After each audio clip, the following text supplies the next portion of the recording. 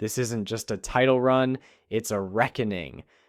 In the red clay dust of Roland-Garros, where history echoes louder than applause, one name is rising above all: Jannik Sinner. The world watched in awe as he crushed his quarterfinal opponent in straight sets, eyes calm, mind steeled, body unbreakable, the youngest ATP world number one in years, like the man who dethroned Novak Djokovic, stared down Carlos Alcaraz and still plays like he has something to prove. He's not chasing a title anymore.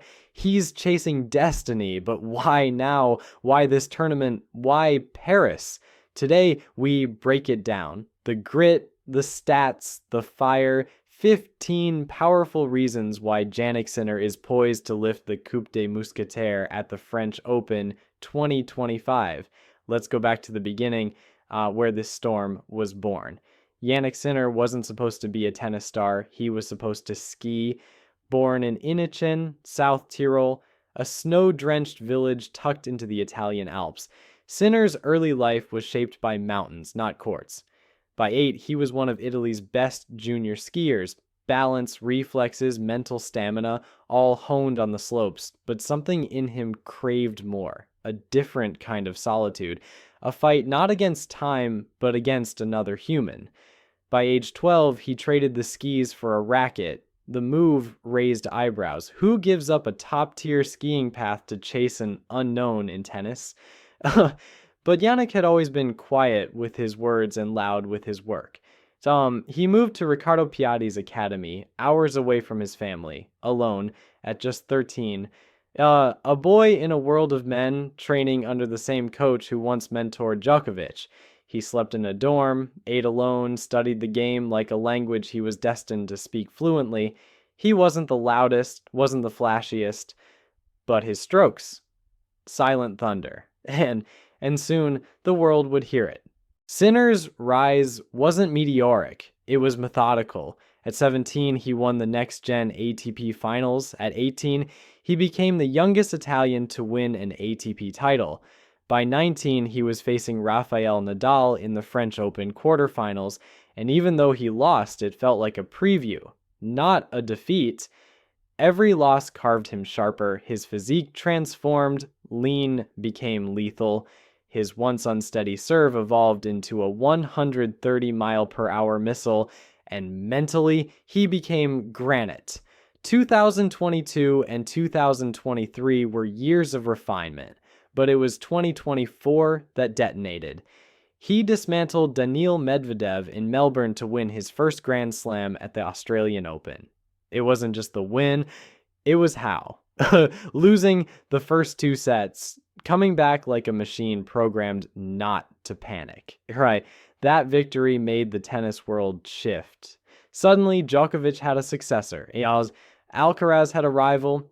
Italy had a champion, but Sinner wasn't satisfied. He skipped Monte Carlo to rest, then reached the final in Rome, only to withdraw due to a hip concern. Critics whispered, fragile. Not built for clay. But what they didn't realize?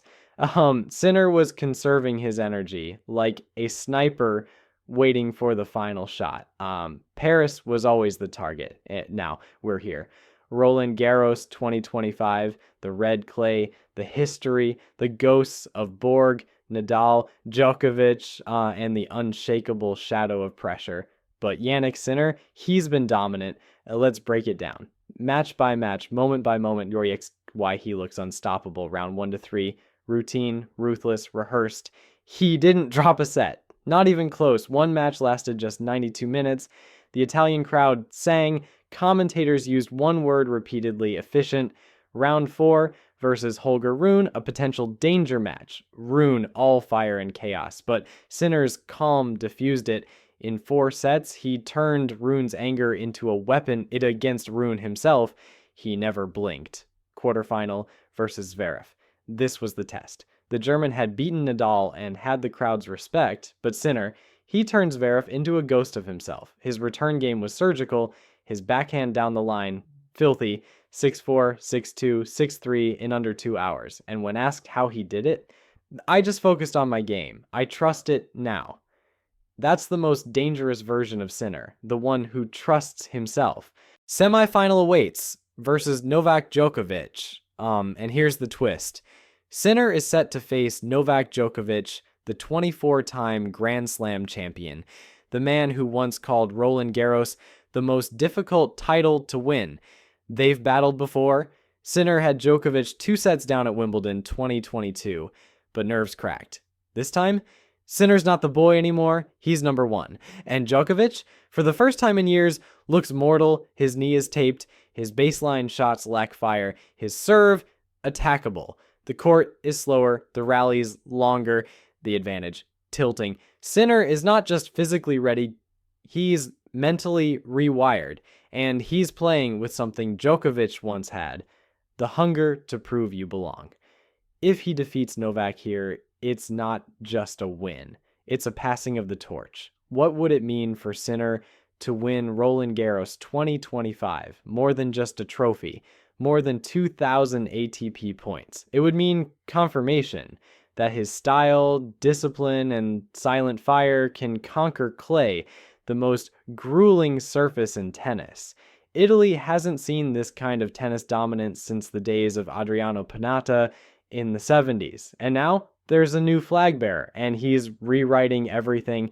Sinner's win would cement him as the best player of 2025, give him 2 Grand Slams within a year, a rare feat, potentially open the door to a calendar slam, set him up as the face of the post-Big 3 era, inspire an entire generation of quiet kids who train in silence but dream loud.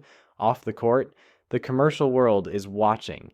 Deals with Nike, Rolex, Lavazza, all lined up. But more than that, the respect of the locker room, something money can't buy. Even legends like McEnroe and Courier have praised his elegance, his humility, and his Federer-like footwork, all while still calling him dangerous. He's the most balanced player I've seen in years, said Mats Wilander recently. What started as a whisper in the Alps is now an anthem echoing through Paris. And this time, it's not about whether he can, it's about whether anyone can stop him. This isn't just about Sinner winning Roland-Garros, it's about a new era beginning. He isn't here to survive Novak's shadow, he's here to eclipse it. The clay, the nerves, the history, they're not holding him back, just they're fueling him. And if this is the moment he lifts that trophy, tennis will never be the same again, because this isn't just a match. It's a message. The king is rising, and he's wearing red.